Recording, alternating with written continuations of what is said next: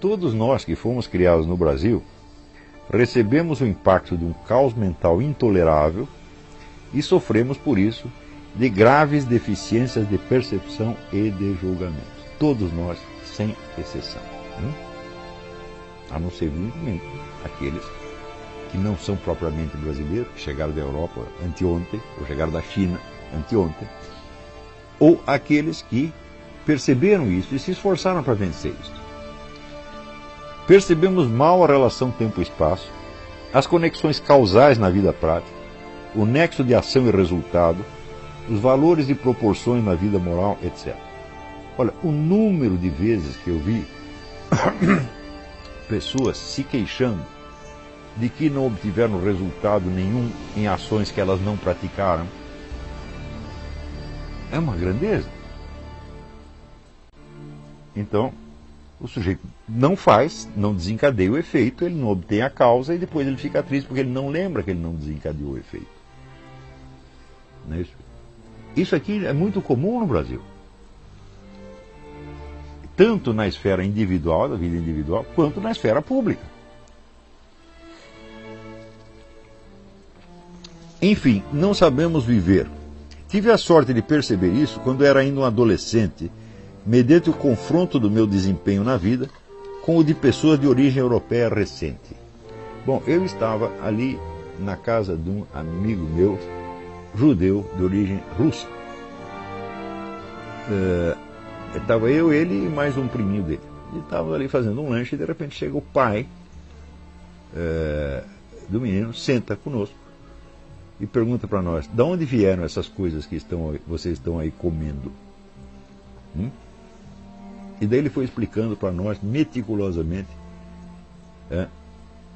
todo o processo de fabricação de um queijo, por exemplo, ou da manteiga, e o da fabricação das xícaras de louça, e das facas, e da toalha de mesa, e da própria mesa, e do pão, etc, etc. Um por um.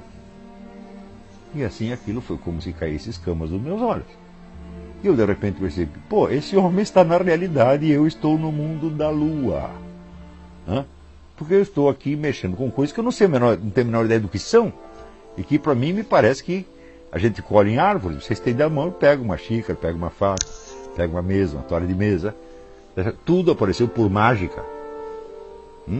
E esse homem estava num plano onde as coisas tinham uma origem, que era, por um lado, a natureza, a presença do universo físico, e o trabalho humano que havia transformado isso aí naqueles objetos que nós estávamos percebendo. E este é o coeficiente de veracidade do marxismo.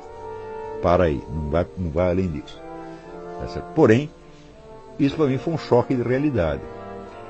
E eu percebi que só algumas pessoas tinham essa noção densa da realidade.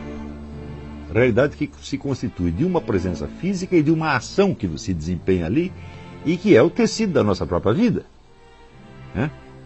Só algumas pessoas tinham essa noção e todas as pessoas eram de origem europeia recente.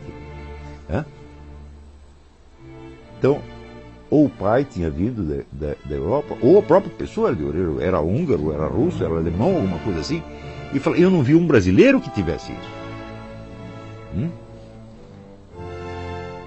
Então, tive sorte de perceber isso quando eu era ainda um adolescente, mediante o confronto do meu desempenho na vida com o de pessoas de origem europeia recente.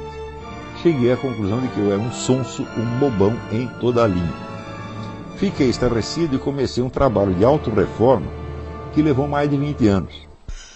Até hoje me impressionam a inépcia, a falta de sentido prático dos brasileiros, não raro mal compensadas por alguma habilidade profissional específica.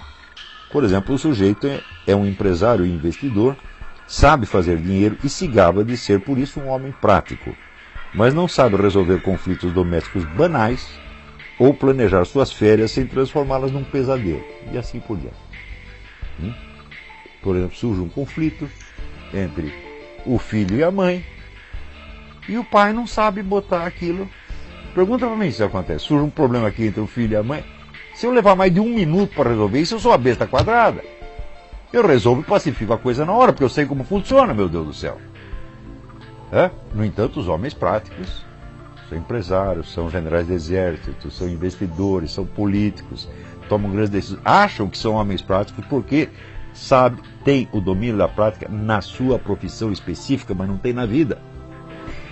Então, o resultado não tem sentido prático nenhum, mas tem um sentido prático especializado numa área desse tamanho.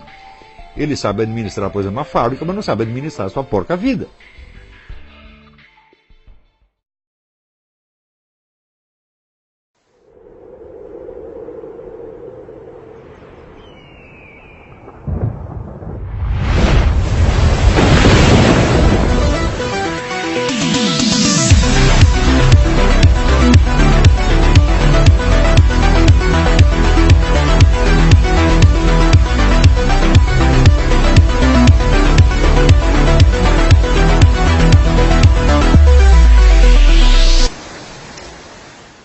Eu nunca tive uma única ideia na minha porca vida que todos os brasileiros consultados não dissessem que ia dar errado.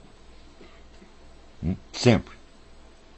Eu quero fazer tal coisa. Não, você está com ilusão, você não tem experiência da vida, você vai se ferrar. Sempre foi assim.